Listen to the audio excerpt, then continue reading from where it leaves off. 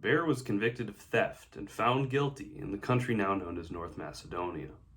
He stole honey from a guy's beehives and was convicted to allow the guy to get restitution.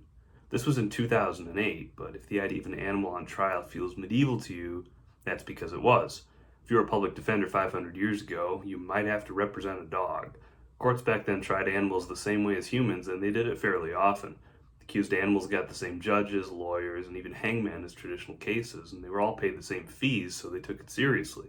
Animals are expected to behave themselves in the courtroom and charm the jury, and guilty animals could be thrown in prison or worse, just like a person.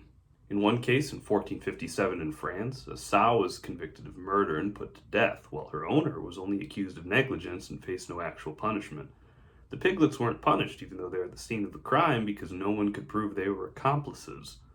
In 1474, a Swiss rooster received the death penalty for, wanna guess what it did?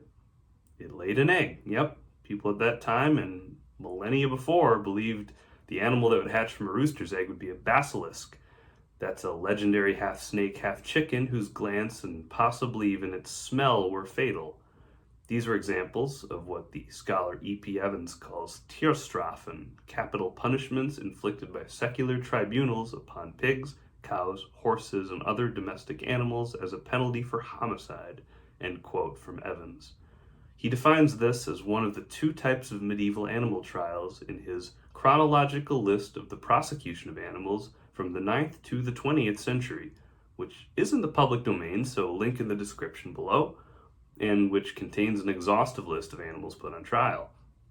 The other type of trial Evans identifies is tierprocesse, judicial proceedings instituted by ecclesiastical courts against rats, mice, locusts, weevils, and other vermin in order to prevent them from devouring the crops and to expel them from orchards, vineyards, and cultivated fields by means of exorcism and excommunication, end quote. Several towns in Italy mounted a class action suit in 1659 against caterpillars they charged with trespassing on and damaging their fields. And as silly as this sounds, we have some of the arguments, and these people aren't stupid. In a 1587 case against flies who destroyed a vineyard, the defense argues that God granted animals the enjoyment of nature before humans were even created. And this was a successful argument. The flies were awarded a piece of land, effectively a fly reservation, out of this case. A well-regarded lawyer named Bartholomew Chassanet made a name for himself by successfully defending rats, saying they couldn't show up to their trial due to fear of cats, which sounds straight out of Redwall, but this argument was later cited as precedent in cases concerning worms and even humans. And this sounds just like fairy tales to our modern ears because we live with the post-Enlightenment consensus that the purpose of punishment is deterrence. Animal trials basically vanished in the 1700s because of the Enlightenment, but that required a paradigm shift, and before that it was a more enchanted world. I'll get into that more later, but it's worth remembering that the law, unless imposed by some foreign force, is something that emerges naturally from a cultural context and gives a nice formal sheen to the already existing customs of a certain people at a certain time. That's what English common law is, that's what frontier justice is, it's how law works. And late medieval people had their reasons, but they weren't all bumbling Monty Python extras. Thomas Aquinas wrote in the Summa Theologica that animals have a will, albeit an imperfect one, because they can understand cause and effect. That made it pretty much Catholic orthodoxy that animals had some moral agency, and it's similar to Darwin's conclusion that animals, even worms, must have some intelligence because they behave as if they understand trial and error. It's interesting to contrast that with René Descartes, Mr. Enlightenment himself, Descartes' view that animals were unfeeling automatons and you could do whatever you wanted to them with a clear conscience. Ick. The historian James McWilliams argues that, quote, pre-industrial citizens deemed the animals among them worthy of human justice, primarily because they had, like humans, the free will to make basic choices, end quote. McWilliams points out that animals' motives mattered in their trials by citing a 1379 case where a herd of pigs was sentenced to death not for committing a murder which wasn't proven, but just for oinking too much in excitement as the incident transpired. If you are a medieval animal watching this video and you see a crime, don't get too excited. It's my legal advice.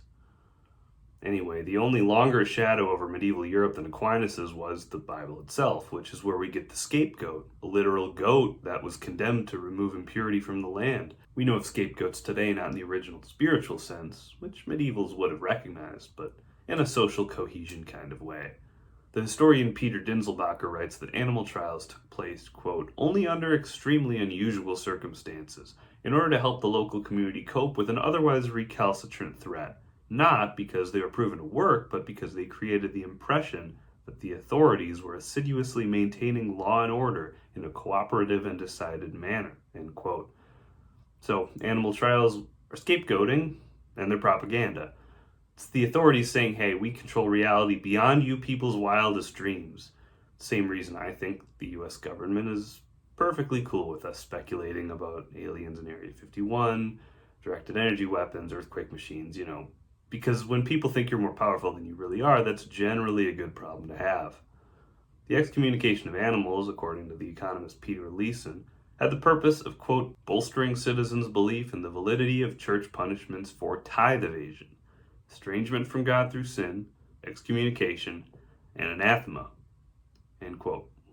You can even be more cynical and point to a famous trial of rats that was completely made up just to defame the lawyer who supposedly defended the rats, quoting there Sarah McDougall, a professor of criminal justice. But there is a less cynical interpretation I think is also in play. It's that these vermin trials were a show of fealty to God and an intentionally Old Testament coded ritual to seek divine mercy. Vermin were a sign of divine displeasure in the Bible, and the remedy was beseeching God. It's no coincidence these animal trials became a common thing in the late 1300s, right after the Black Death, a time when many true believers reminded themselves God worked through plagues to free his people from slavery in the Exodus. It may seem stupid or even inconsiderate to think of a plague liberating people, but it's pretty clear the end of feudalism was a direct result of the Black Death. The peasants who survived it demanded higher wages, often successfully. This is how labor markets develop, one of the main things separating feudalism from capitalism. Evans writes that vermin were seen as part of God's plan, and destroying them risks going against God's will. And that reminds me a little of the prohibition you see in ascetic Buddhism against swatting mosquitoes and pulling weeds and stuff like that. These small human actions can introduce imbalance into the cosmos, and it's better to just let go and let God, and of course that being through the established church in medieval times. When the flies or the slugs or the whatever of a region are declared anathema through a kangaroo court, that sanctifies the fly swatter. You can have a little crusade in your own house or your own yard with this.